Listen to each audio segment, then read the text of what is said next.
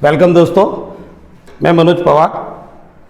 बानी class online platform पे फिर एक बार आपका स्वागत। हिस्ट्री की सीरीज में जैन धर्म का पहला वीडियो हम बना चुके हैं और उसी क्रम में आज जैन धर्म से संबंधित दूसरे वीडियो को हम देखेंगे और दूसरे वीडियो में हम बची हुई शेष जानकारियों की चर्चा करेंगे। जैन धर्म और उनके द्वारा प्रदान की गई शिक्षाएं, किस प्रकार जैन धर्म आगे चल कर के दो भागों में विभक्त होता है, उन दोनों भागों के मध्य क्या मतभेद रहे या क्या मुख्य अंतर रहे। उसके अलावा हम देखेंगे जैन धर्म के प्रमुख सिद्धांत कौन कौन से हैं और उनसे जुड़े हुए प्रमुख शासक कौन कौन से देखिएगा इसी क्रम में जैन धर्म। तो कल जहाँ तक हमने देखा था, महावीर स्वामी का जीवन परिचय देख लिया था हमने और साथ ही हमने कुछ बेसिक बातों की चर्चा कर ली थी 24 तीर्थंकरों से संबंधित। आज हम देखेंगे प्रमुख जैन संगीतियाँ या जिनको कहेंगे जैन धर्म सम्मेलन, जैन संगीतियाँ। जिस प्रकार से हमने देखा कि 4 बौद्ध संगीतियाँ हुई थी, चारों के स्थान, शासकों के नाम, अध्यक्ष कौन थे और उसके मुख्य बिंदु क्या रहे। तो यहाँ हम देखेंगे प्रमुख जैन संगीतियों को। मुख्य रूप से 2 जैन संगीतियों की बात होती है यहाँ पर। और पहली जो संगीति हुई है जैन संगीति, वो 300 ईसा पूर्व यानी 300 BC और इसका जो स्थान रहा है, ये जैन संगीति पाटलिपुत्र में हुई है। पाटलिपुत्र, और पाटलिपुत्र के उस समय शासक कौन थे तो चंद्रगुप्त मौर्य। चंद्रगुप्त मौर्य, उनके शासनकाल में ये बौद्ध संगीति का आयोजन हुआ और उसकी अध्यक्षता करते हैं स्थूलभद्र। यही स्थूलभद्र आगे चल करके जैन धर्म की श्वेतांबर शाखा के संस्थापक बनते हैं। देखिएगा बेसिक चीज की जानकारी यहाँ दे दूं मैं। इसके पश्चात ही जैन धर्म 2 शाखाओं में विभक्त हो जाता है, दिगंबर और श्वेतांबर। दिगंबर वे शाखा जो भद्रबाहु के नेतृत्व में बनती है और श्वेतांबर शाखा स्थूलभद्र के नेतृत्व में बनती है। चंद्रगुप्त मौर्य के शासन काल के दौरान 12 वर्ष का अकाल पड़ता है मगध में और चंद्रगुप्त मौर्य उसी काल में भद्रबाहु के साथ में दक्षिण भारत की ओर यानी कर्नाटक में स्थित मैसूर श्रवण बेलगोला नामक स्थान पर पहुंचते हैं और अंतिम समय वहीं व्यतीत करते हैं और सल्लेखना विधि द्वारा अपने प्राणों को त्याग देते हैं। और उसके पश्चात जब पुनः भद्रबाहु मगध की ओर रवाना होते हैं, मगध पहुंचते हैं, तो वहां पहुंचकर वे देखते हैं कि स्थूलभद्र ने उनके नेतृत्व में जो वहां रुके हुए जैन साधु थे, जैन भिक्षु थे, उनको सफेद वस्त्र धारण करने की छूट प्रदान कर दी। इस कारण दोनों में एक मतभेद सा उभर कर सामने आता है और वही आगे चल करके जैन धर्म की 2 शाखाओं के रूप में परिणित होता है, श्वेतांबर शाखा और दिगंबर शाखा। उसके बारे में हम आगे चर्चा करेंगे विस्तार से। देखिएगा इस प्रथम जैन संगीति के अंदर मुख्य बात जो रही, स्थूलभद्र द्वारा 12 अंगों की रचना की गई और ये 12 अंगों की रचना जो हुई है ये जैन धर्म में पहले ग्रंथ के रूप में जाना जाता है कि सर्वप्रथम जैन साहित्य में किसकी रचना हुई, 12 अंगों की। इससे पूर्व भद्रबाहु ने 14 महापर्वों की रचना की थी, 14 महापर्वों की रचना, और इन्हीं 14 महापर्वों की व्याख्या स्थूलभद्र ने अपने शब्दों में की और 12 अंगों की रचना की। क्योंकि यहाँ इन दोनों के बीच में मतभेद बिल्कुल खुल करके उभर के सामने आता है। तो 12 अंगों की रचना किसके द्वारा की गई, स्थूलभद्र द्वारा, और 14 महापर्वों की रचना किसने की थी तो भद्रबाहु ने। और यहीं पर मैंने कल आपको क्लियर किया था कि भद्रबाहु द्वारा एक और जैन ग्रंथ लिखा गया जिसको कहते हैं कल्पसूत्र, और उसी में जैन धर्म का प्रारंभिक इतिहास और सभी तीर्थंकरों की जीवनी का उल्लेख हमें मिलता है। अब बात करेंगे हम दूसरी जैन संगीति की, जिसका समय रहता है 6ठी शताब्दी। 6ठी शताब्दी, 1000 वर्ष से अधिक का अंतराल रहता है दोनों जैन संगीतियों के बीच में। और समय की बात करें तो लगभग 512 ईस्वी, नॉट BC, 512 AD। तो इस प्रकार से समय मैंने बता दिया आपको। और ये जो जैन संगति हुई है ये बिहार क्षेत्र से बाहर, जैसे कि बौद्ध संगीतियों में 3 संगीतियां बिहार क्षेत्र में हुई थी और चौथी बौद्ध संगीति कनिष्क के शासनकाल में कुंडन वन क्षेत्र कश्मीर के अंदर हुई थी। वैसे यहाँ पर भी ये जो जैन संगति है ये गुजरात के वल्लभी स्थान पर होती है, वल्लभी गुजरात। और इसके जो कह सकते हैं हम अध्यक्ष कौन रहे, तो अध्यक्ष के नाम में हम यहाँ देखेंगे देवर्धि देवर्धि क्षमा श्रवण इन्होंने अध्यक्षता की है द्वितीय बौद्ध संगीति की, द्वितीय जैन संगीति की। और इस की विशेष बात क्या रही कि इसमें जैन धर्म के आगम साहित्यों की रचना हुई। आगम साहित्य, ये प्रश्न कई बार पूछा गया, आगम साहित्य का संबंध कौन से धर्म से है, तो जैन धर्म से। तो आगम साहित्यों की रचना इसी संगीति के दौरान हुई, जिसमें देखिएगा 12 अंग पहले संगीति में लिखे जा चुके हैं। तो यहां पर लिखे गए 12 उपांग, 6 छेदी सूत्र। उसके अलावा हम बात करेंगे 10 प्रकीर्णन और एक मूल सूत्र।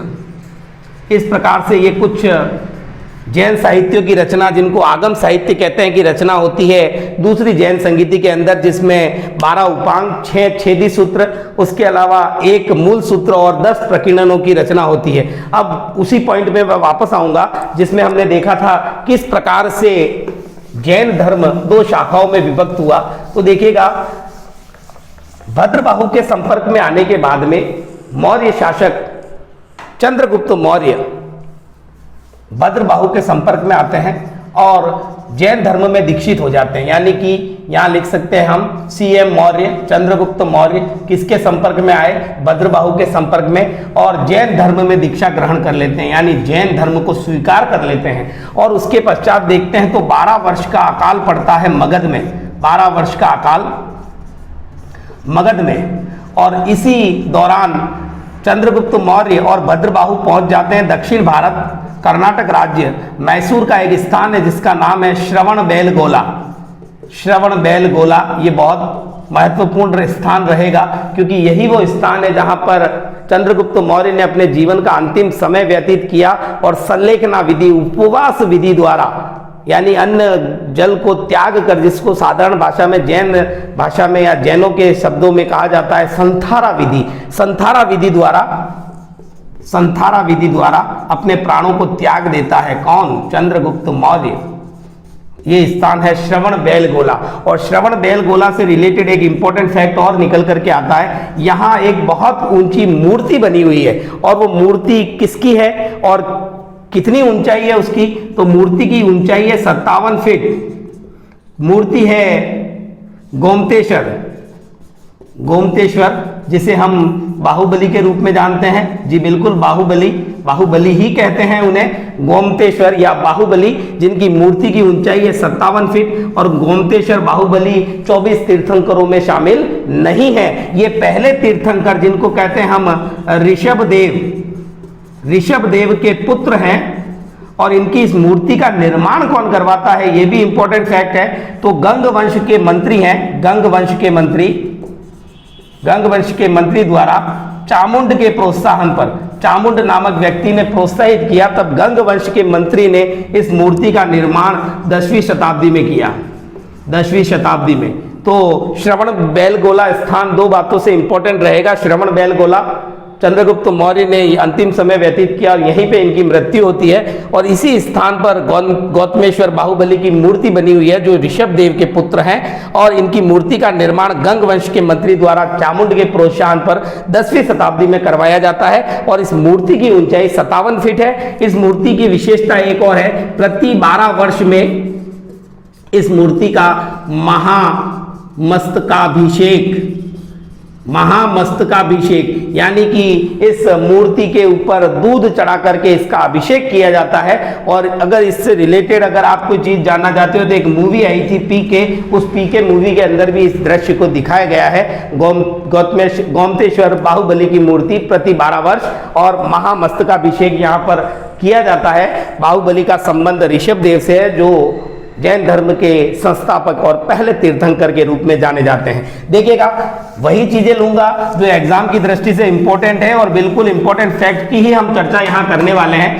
तो 12 वर्ष के इस अकाल के पश्चात जब भद्रबाहु पुनः लौटते हैं, भद्रबाहु पुनः कहां लौटते हैं? भद्रबाहु मगध लौटते हैं। और चंद्रगुप्त मौर्य मगध छोड़कर दक्षिण भारत गए थे, इसका उल्लेख हमें मिलता है तमिल ग्रंथों के अंदर, जिनका नाम है अहनानूर और मुरुनानूर और अहनानूर नामक दो तमिल ग्रंथों के अंदर हमें उल्लेख मिलता है कि चंद्रगुप्त मौर्य ने दक्षिण भारत की यात्रा की और अंतिम समय वहीं व्यतीत किया, और यही वो ग्रंथ है जो चंद्रगुप्त मौर्य के दक्षिण विजय को भी दर्शाते हैं, क्योंकि चंद्रगुप्त मौर्य अगर दक्षिण भारत गए तो निश्चित तौर पर उनका शासन दक्षिण भारत के उन प्रांतों तक, उन क्षेत्रों तक भी अवस्थित था। तो चलिएगा, भद्रबाहु जब पुनः मगध लौटते हैं तो मगध में उस समय भद्रबाहु की अनुपस्थिति में वहां के इंचार्ज प्रभारी रहते हैं स्थूलभद्र, और चंद्रगुप्त मौर्य के साथ जब भद्रबाहु दक्षिण भारत में थे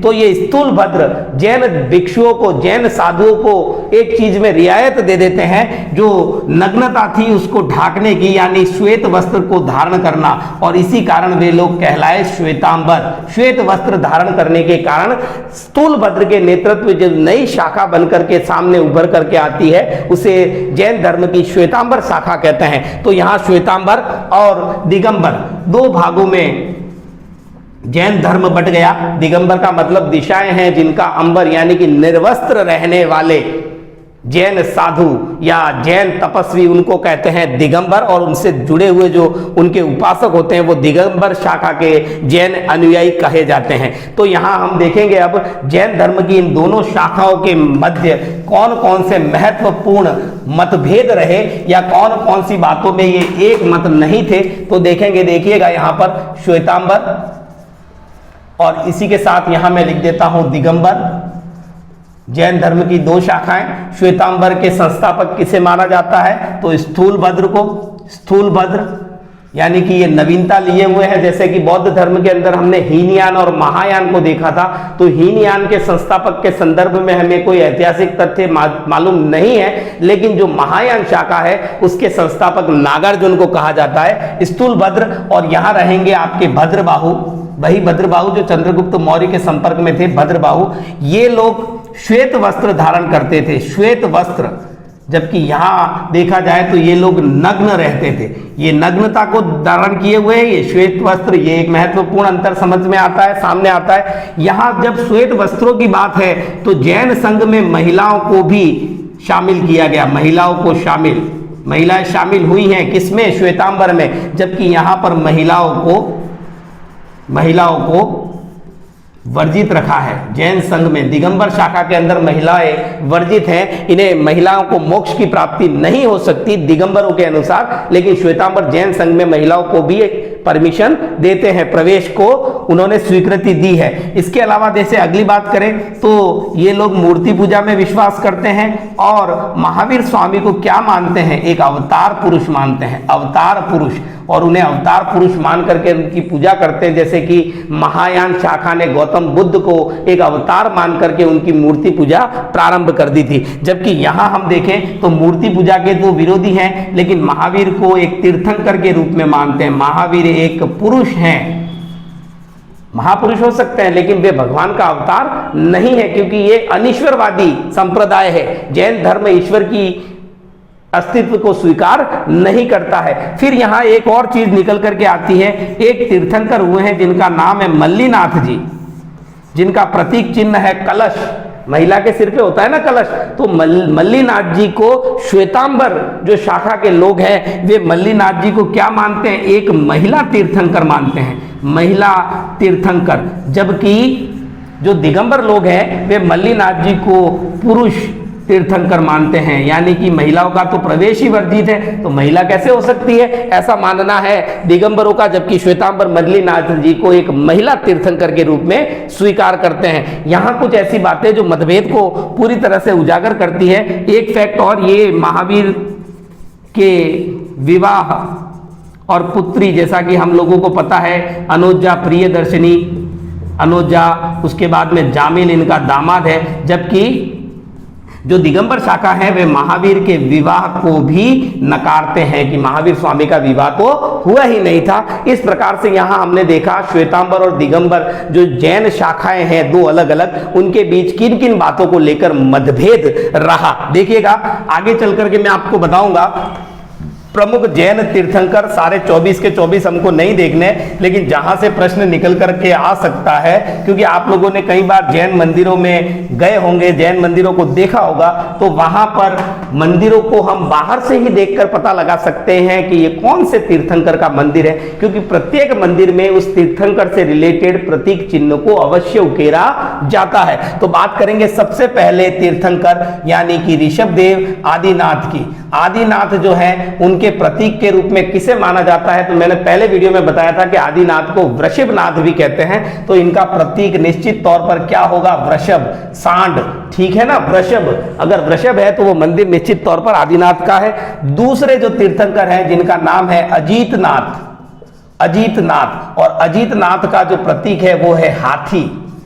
अजीतनाथ दूसरे तीर्थंकर हाथी। उसके बाद तीसरे हैं संभवनाथ, संभवनाथ, और संभवनाथ जो है उनका प्रतीक है घोड़ा, तो घोड़ा प्रतीक है कंटक, गौतम बुद्ध के ग्रह त्याग का, ठीक है ना सर, उसको कहते हैं अपन महाभिनिष्क्रमण बौद्ध ग्रंथों के अंदर। उसके बाद में आपके देखिएगा क्रम ये रहेगा क्रम, लेकिन मैं क्रम इस तरीके से ना लिख करके आपको क्रम वही लिखवाऊंगा जो उनका निश्चित क्रम रहेगा। चौथे के स्थान पर यहां हम लिखेंगे सातवें तीर्थंकर। सातवें तीर्थंकर है सपार्श्वनाथ।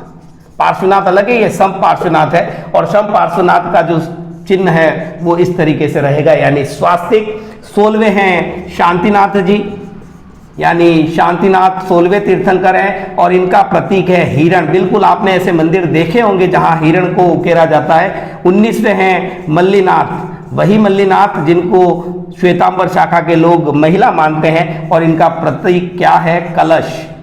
उसके बाद में रहेंगे आपके 19वें के बाद में 21वें हैं नेमिनाथ। नेमिनाथ 19वें 21वें तीर्थंकर जिनका प्रतीक चिन्ह रहता है नीलकमल, नीलकमल। उसके बाद में वही 22वें कौन से हैं जिनका संबंध कृष्ण से है, अरिष्टनेमी, और अरिष्टनेमी कृष्ण से संबंध है, तो याद रखने के लिए उनका प्रतीक चिन्ह क्या है, शंख, ठीक है ना। 22वें तीर्थंकर।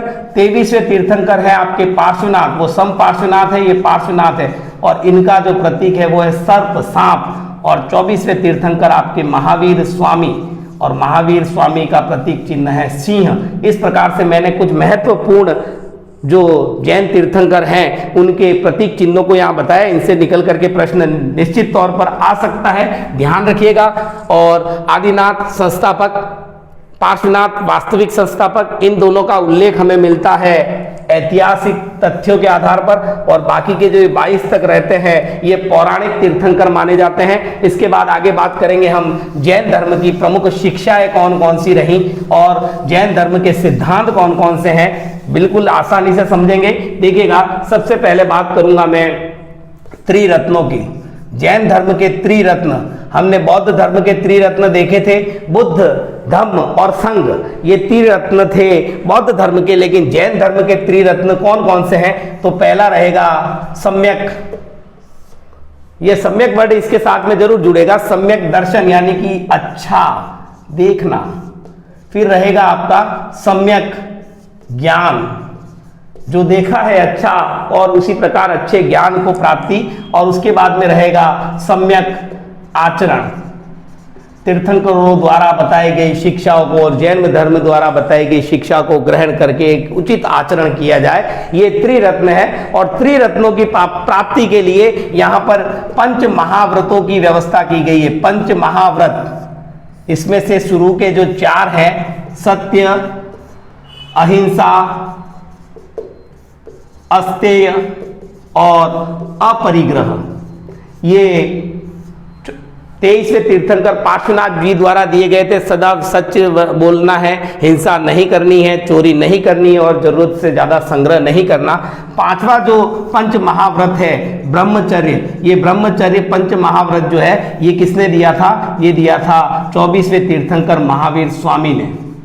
और इन्हीं को हम यूज करके इन त्रिरत्नों की प्राप्ति कर सकते हैं, ऐसा जैन धर्म कहता है। और वहां आम लोगों के लिए देखिए जीवन पर्यंत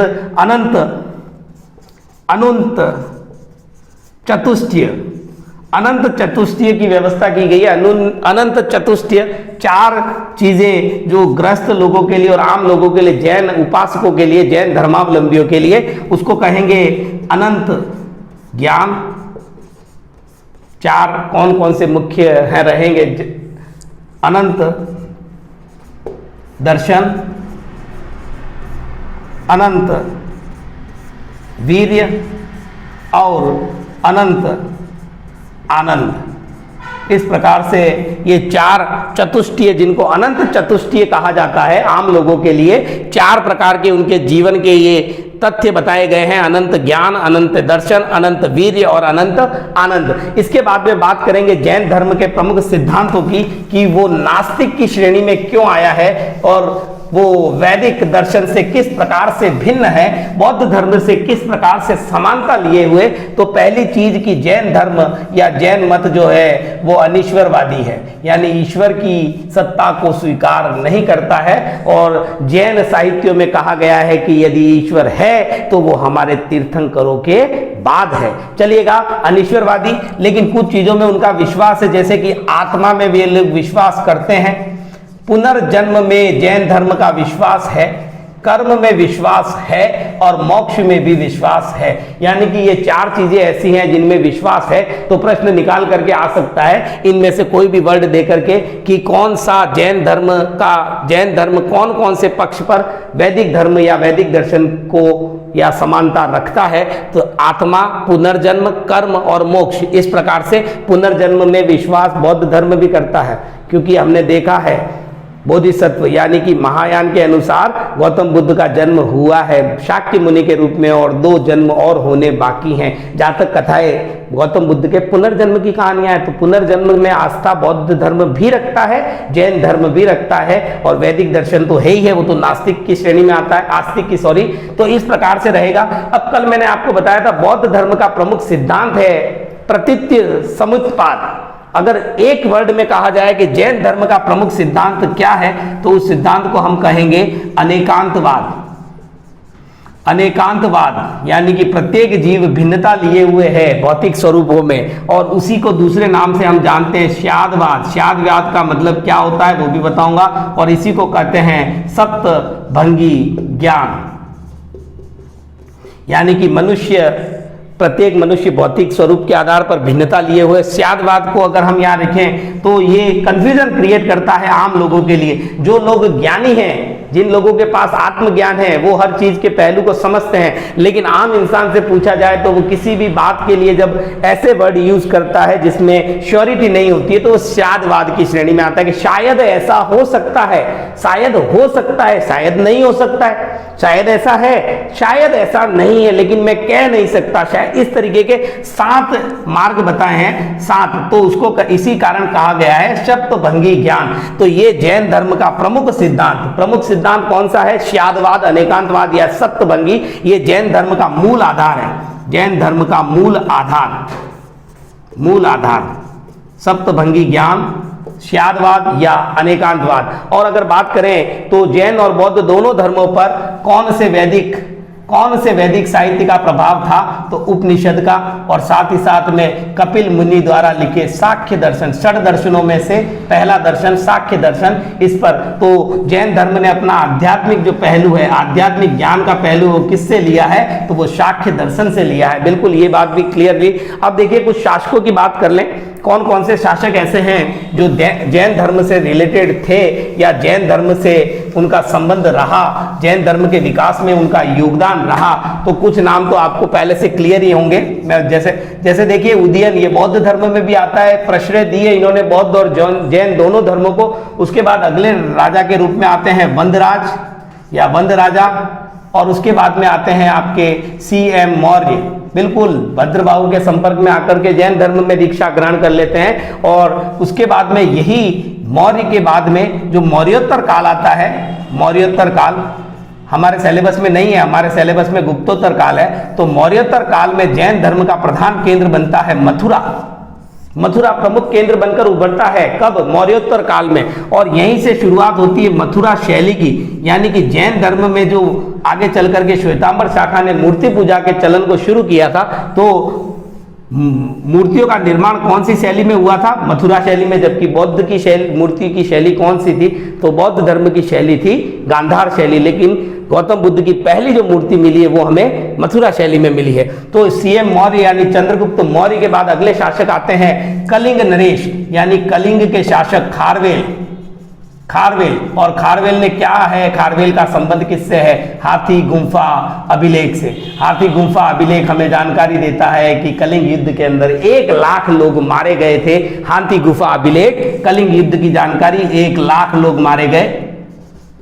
उसके बाद में हाथी गुम्फा अभिलेख से ही हमें पहली बार प्रथम मूर्ति पूजा किसकी? महावीर की मूर्ति की पूजा के साक्ष्य मिलते हैं। यानी कि पहली बार उल्लेख मूर्ति पूजा का हुआ है महावीर की, तो वह हाथी गुम्फा अभिलेख हमें जानकारी देता है। इसके बाद में अगले शासक में बात करूंगा मैं चंदेल शासकों की।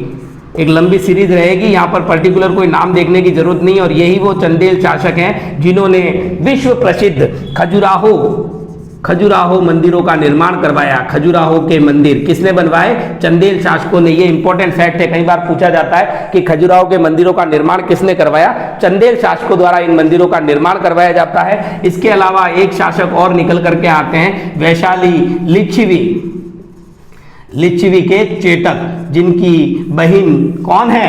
उनकी बहन है त्रिशला, और त्रिशला महावीर स्वामी की माता है और इसी चेटक की पुत्री है। उनका विवाह होता है बिंबिसार से, यानी बिंबिसार और महावीर स्वामी घनिष्ठ संबंधी हैं। तो इन्होंने भी जैन धर्म को बहुत अधिक प्रश्रय दिया था और विकास में इनका बहुत बड़ा योगदान रहा। तो यहाँ मैंने कुछ बातें आपको क्लियर की। खारवेल से हाथी गुम्फा का अभिलेख, 1 लाख लोग मारे गए कहाँ पर? कलिंग युद्ध में। कौन कहता है? हाथी गुम्फा अभिलेख। प्रथम मूर्ति महावीर पूजा के साक्ष्य कहाँ मिलते हैं? हाथी गुम्फा से। वैशाली से चेटक को और महावीर स्वामी को रिलेट किया चंदेल शासकों द्वारा। तो ये वो सारे शासक हैं जिन्होंने जैन धर्म के विकास में अपना योगदान दिया था। मथुरा कला का विकास भी इसी क्रम में होता है और मथुरा कला के द्वारा निर्मित जो मूर्तियां हैं, यानी कि श्वेतांबर मत द्वारा महावीर की जो पूजा प्रारंभ हुई मूर्ति की और अन्य तीर्थंकरों की मूर्ति पूजा प्रारंभ हुई, उसका निर्माण मथुरा शैली में किया गया। और गौतम बुद्ध की पहली मूर्ति भी हमें मथुरा शैली में मिली है। आगम साहित्य, मैंने बताया था दूसरी जैन संगीति के अंदर आगम साहित्य की रचना की। तो सीधा सा पूछ लेता है कि आगम साहित्य का संबंध कौन से धर्म से? तो जैन धर्म से, यानी आगम को जैन साहित्य भी कह सकते हैं। एक बात मैंने कही थी आपको, कल्पसूत्र के रचयिता कौन है? तो कल्पसूत्र के रचयिता है आपके भद्रबाहु, और भद्रबाहु ने कल्पसूत्र लिखा। साथ ही साथ इन्होंने 14 महापर्वों की रचना भी की थी। भद्रबाहु द्वारा लिखित कल्पसूत्र के अंदर क्या है? तो जैन धर्म का प्रारंभिक इतिहास प्लस तीर्थंकरों